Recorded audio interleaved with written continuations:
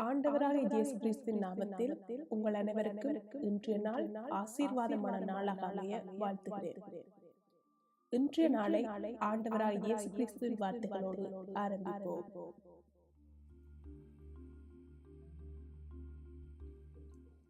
இன்றைய நாளுக்கான தேவவசனம் யாக்கோபு 5ஆம் அதிகாரம் 11ஆம் வசனம்.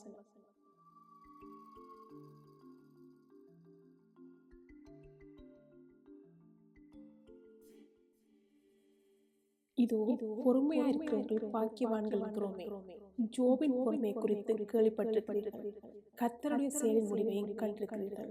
கர்த்தர் மிகுந்த உருக்கம் இரக்கமுள்ளவராயிருக்கிறாரே.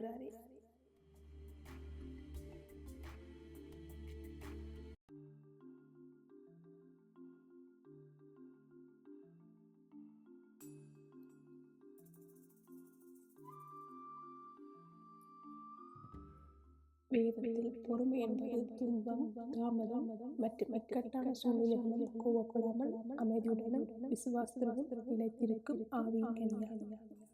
பொறுமை குறித்த முக்கிய வசனங்கள் கலாத்தியர் 5:28-29. ஆவியின் கனிகள் அன்பு, சந்தோஷம், சமாதானம், நீடிய பொறுமை. பொறுமை ஆவியின் கனிகள் ஒன்றாக இது கூறுகிறது. கொலோசையர் 3:12. ஆகையால் நீங்கள் தேவனால் தெரிந்து கொள்ளப்பட்ட பரிசுத்தரும் பிரியமாய் உருக்கமான இரக்கத்தையும் தயவையும் மனத்தாழ்மையும் சாந்தத்தையும் நீடிய பொறுமையும் தரித்துக் கொண்டு. பொறுமையை விசுவாசிகள் அறிய வேண்டிய ஆவிக்குரிய குணமாக கூறுகிறது. ரோமர் 12:12. உபத்திரவத்தில் பொறுமை உள்ளவர்களாயிருங்கள், கஷ்டமான நேரங்களில் பொறுமை காக்க அறிவுறுத்துகிறது. ஆவியின் கனிகள் ஒன்று நீடிய பொறுமையாகும். கர்த்தருடைய பிள்ளைகள் கிறிஸ்துவின் சாயலில் கூறப்படுவதற்கு பொறுமை மிகவும் அவசியம். பொறுமை உள்ளவர்கள் ஒன்றிலும் குறைவுள்ளவர்களாயிராமல் பூரணராயும் நிறைவுள்ளவர்களாயும் இருப்பார்கள். கர்த்தர் உங்களை உயரப்பெற்ற ஆபரணமாக மாற்றுவதற்காகவே உங்களை பாடுகளின் பாதையிலும் உபத்திரவத்தின் குகையிலும் நடத்துகிறார். நீங்கள் பொறுமையை இழந்து விடுவீர்கள் என்றால் அவருக்கு உகந்த ஆபரணமாய் உங்களால் விளங்க முடியாமல் போய்விடும். பொறுமை உங்களை அலங்காரம் உள்ளவர்களாய் மாற்றும் என யாக்கோபு என்கிறார். இதோ பொறுமையுள்ளவர்களை பாக்கியவான்கள் இருக்கிறது. ஜோபின் பொறுமை குறித்து கேள்விப்பட்டிருக்கிறீர்கள். கர்த்தருடைய செயல் முடிவையும் கண்டிருக்கிறீர்கள். ஜோபுவின் பொறுமை பரீட்சிக்கப்பட்ட போது அவர் சொன்னார், நான் போகும் வழியை அவர் அறிவார். அவர் என்னை சோதித்த பின் நான் பொன்னாக விளங்குவேன். அப்படியே அவர் சுத்த பசும் பொன்னாக விளங்குவார். தன்னுடைய சிறையிருப்பின் காலங்களில் ஜோபு மிகவும் பொறுமையாயிருந்தார். சிறையிருப்பு மாறியதும் அவர் இரட்டத்தனியாக ஆசீர்வாதங்களை பெற்றுக்கொண்டார். வேதத்திலும் நீங்காத இடம் அவருக்கு கிடைத்தது. பொறுமையை குறித்து அருமையாக போதிக்கக்கூடிய சிறந்த பக்தனர்கள் உண்டென்றால் அது ஜோபுதான் அல்லவா? தேவ பிள்ளைகள் எல்லா சூழ்நிலையும் பொறுமையாயிருங்கள்.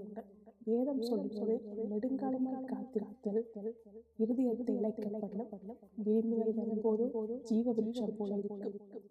நீங்கள் பொறுமையோடு காத்திருக்கும் போது கர்த்தர் நிச்சயமாக பதில் தந்தருள்வார்.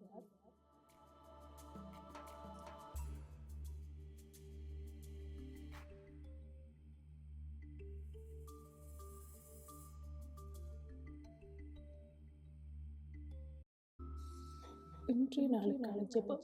அன்பு இலக்கம் கிருபையின் நல்ல தகப்பனே, இந்த காலை வேளைக்காய் உம்மை நன்றியோடு துதிக்கிறேன். தேவனே, ஆவியின் கனிகள் ஒன்றும் நீடிய பொறுமையாகும். இதோ பொறுமையா இருக்கிறவர்கள் பாக்கியவான்கள் என்கிறோம். எல்லா சூழ்நிலையிலும் பொறுமையா இருக்க கிருபை தாருங்கள். எங்கள் அனைவரையும் உம்முடைய கரங்கள் நோக்கிக் கொடுத்து எங்களுக்காய் மரித்து உயிர்த்து இன்றும் வல்லமையில் ஜீவித்துக் கொண்டு இயேசுவின் நாமத்தில் ஜெபிக்கிறேன் நல்ல தகப்பனே. ஆமென்.